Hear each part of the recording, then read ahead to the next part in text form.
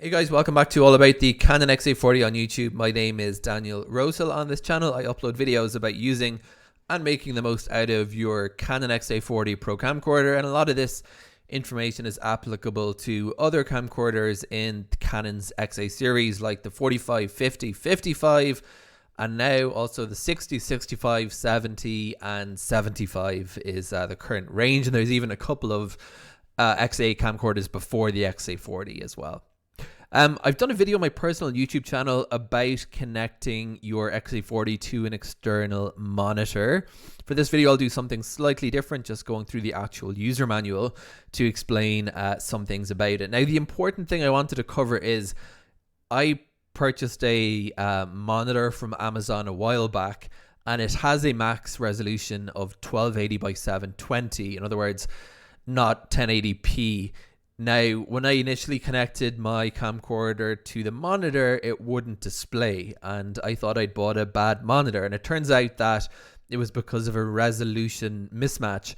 And the documentation explains how to fix that, which I covered in my other video, but you basically need to go into your menu, display setup, which is going to be on the first tab, and there's going to be an option for HDMI Max Resolution.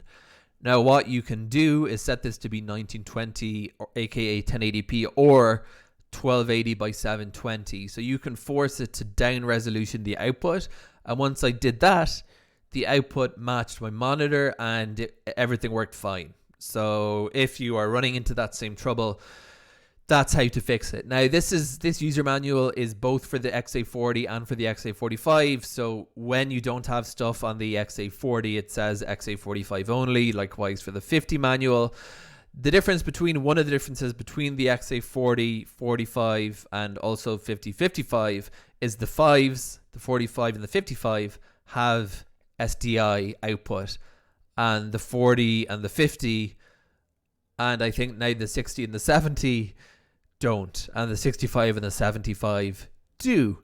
So these are the slightly more advanced camcorders in the XA family range, have SDI output for broadcast use or just advanced streaming use. That's also a use case for it. So these outputs are found in the side panel, the side of the camcorder that you have the hand grip on. There is a little bit of plastic that pops open, and that's where you have your 3.5mm connections, 3.5mm in, out, remote control, and in the middle of all that excitement is the HDMI out, as it says here. And if you're using the XA45, you have the SDI out just below it. Now, Canon recommends you use a specific cable for going between HDMI out and HDMI in called the HDC100. I just used a regular mini HDMI to HDMI cable I got on Amazon, and it worked completely fine. So you definitely don't need a specific cable, at least all the time. I'm using this and it's just perfect.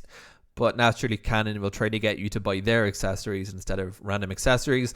And for connecting between SDI in and SDI out, they recommend using a BNC cable. I'd imagine you can probably find any old cable, but I don't have the SDI version of this camcorder. So just a couple of things to note before we wrap up this video here.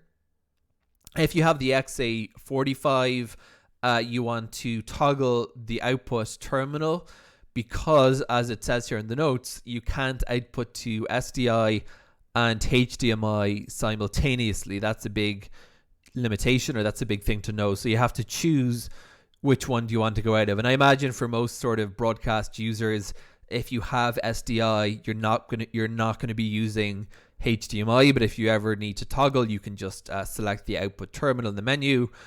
That is pretty much it. The rest of the stuff is detail about HDMI. Likewise, in SDI, select the desired maximum resolution, so you can also upsample or downsample, and choose whether to show the time code.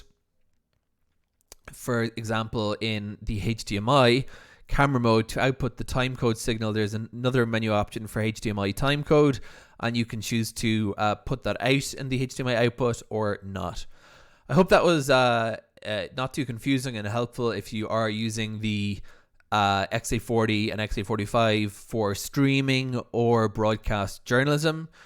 For streaming, the HDMI works fine. You can run the HDMI output through a capture card into your computer and use that in OBS.